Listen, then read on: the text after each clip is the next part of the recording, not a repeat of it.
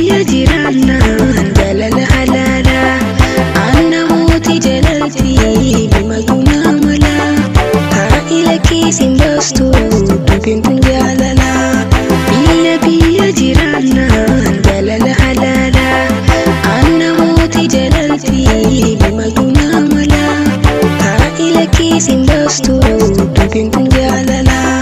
haa'ila keessin baastu dubbiin kun jaalala.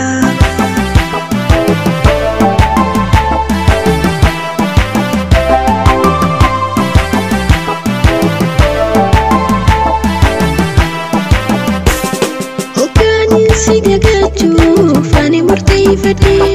surati jinagarran duruni ramfade akka garan ko sirra himurani beita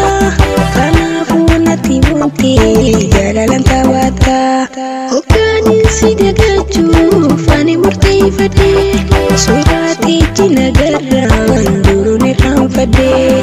akka garan ko sirra himurani beita jalalan tabata biyya jiraannaan jaalala halaala anna mootii jalatti bimaguuna mala haa'ila keessin baastu dubbiin kun jaalala biyya jiraannaan jaalala halaala anna mootii jalatti bimaguuna mala haa'ila keessin baastu dubbiin kun jaalala haa'ila keessin baastu dubbiin kun jaalala.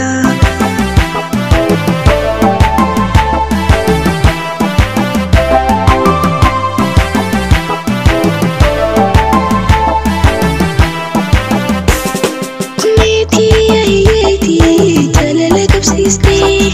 eegasii natti boontee midhaan agarsiiftee karaa eega sumarraan dubbiin tuni dhuftee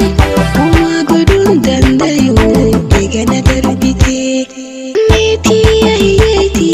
jaalala qabsiistee eegasii natti boontee midhaan agarsiiftee karaa eega sumarraan dubbiin tuni dhuftee uumaa godhuun dandayu eegana darbitee biyya jiraannaan jaalala halaala anna mootii jalatti bimaguuna mala haa'ila keessin baastu dubbiin kun jaalala biyya jiraannaan jaalala halaala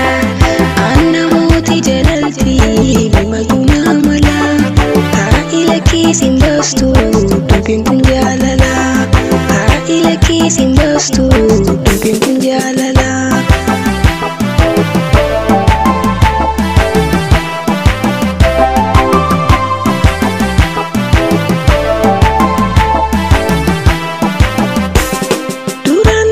Si jitu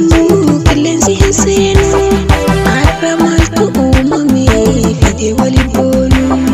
gaafa garaan koo sirraa cite mure abdii waan atti miti sheenaan booda sitti abdii duraan naafi si jitu qilleensi hin seenu har'a maaltu uumame fide wali boonu gaafa garaan koo sirraa cite mure abdii miti sheenaan booda sitti abdii biyya jiraannaan jaalala halaala anna mootii jalatti bimaguuna mala haa'ila keessin baastu dubbiin kun jaalala biyya jiraannaan jaalala halaala anna mootii jalatti bimaguuna mala haa'ila keessin baastu dubbiin kun